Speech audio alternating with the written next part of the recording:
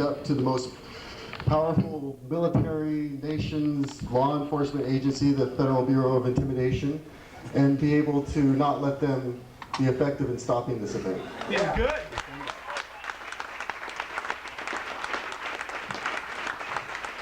Phase one is complete now for the rest of world domination. I'm an indigenous anarchist, and I very much hate what America stands for. I'm not afraid to say that. I think we got to be honest with ourselves and start recognizing crime and injustice and violence and murder and terrorism when we see it, not when our government describes it to us. We all know that already. We know it in our hearts, we know it in our minds, we've seen it with our own eyes. It's up to us to stand up to it, up to us to stop it, nobody else, just like these films said. It's really hard to follow something like this, but at the same time, this is also our strength. We'll never have superior firepower, but we do have superior senses of humor.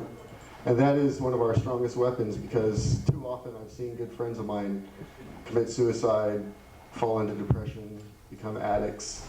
You know, this is a very serious commitment to be a part of this struggle, to be against injustice, not just towards people, but towards the animals and towards the earth.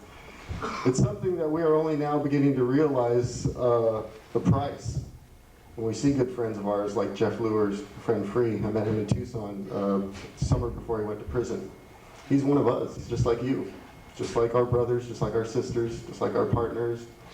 And I love him very much. He doesn't belong in a jail cell for the next 23 years. Neither do any ALF, ELF, AIM, MOVE, Black Panther prisoners. These are our heroes. These are our role models. These are the people that our society should be holding up as an example of the bravery and courage that is needed when evil rises, when people need to stand up to it. It's never going to be popular to do the right thing. History has told us that already. Before I get into all this kind of talk, though, I want to talk a little bit about my own experience, and I also want to talk and recognize the contributions that Ian and his family have made, not just for this event, but for this community.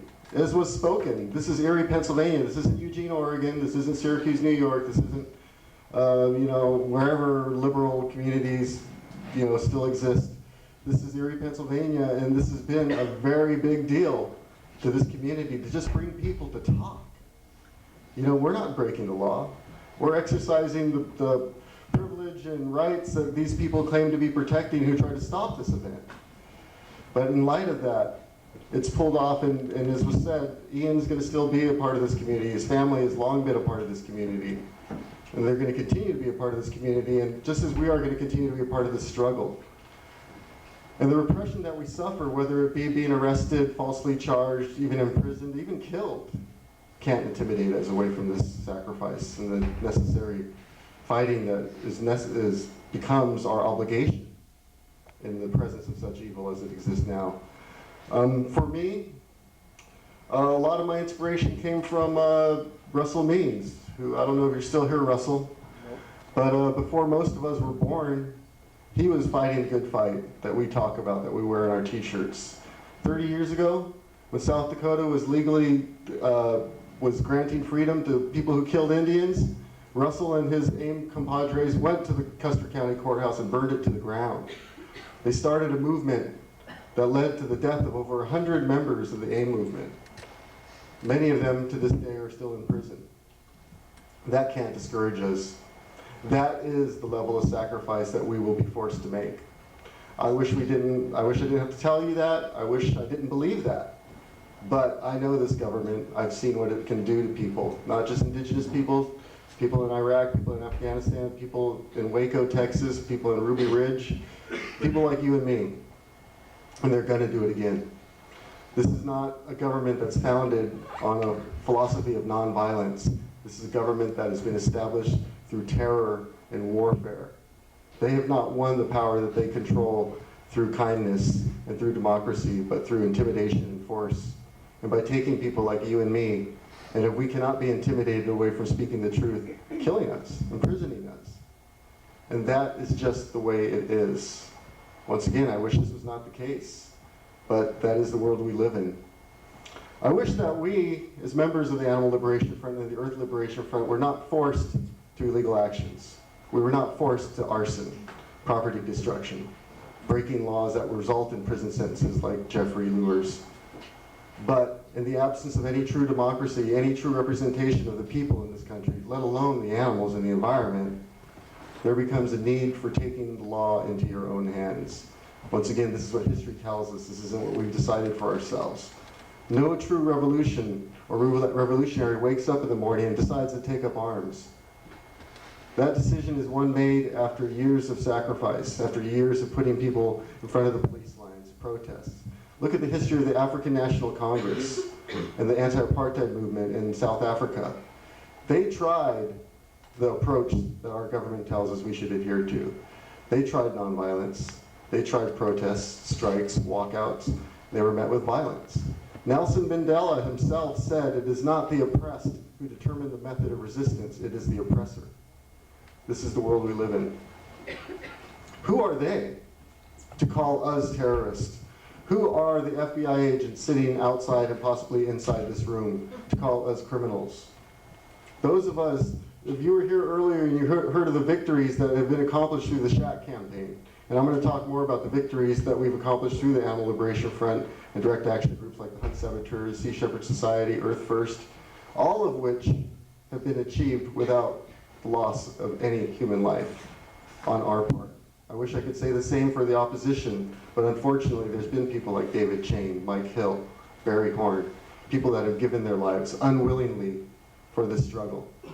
Not so that we could rest in our privilege and comfort and go back to school and get a degree to fall back on when we're tired of being political radicals, but so that the struggle would continue, with the hope that people like me and you would never give up the fight. I'm very fortunate in knowing my history of resistance. I'm a Pascua Yaqui member from Southern Arizona. I live in Tucson.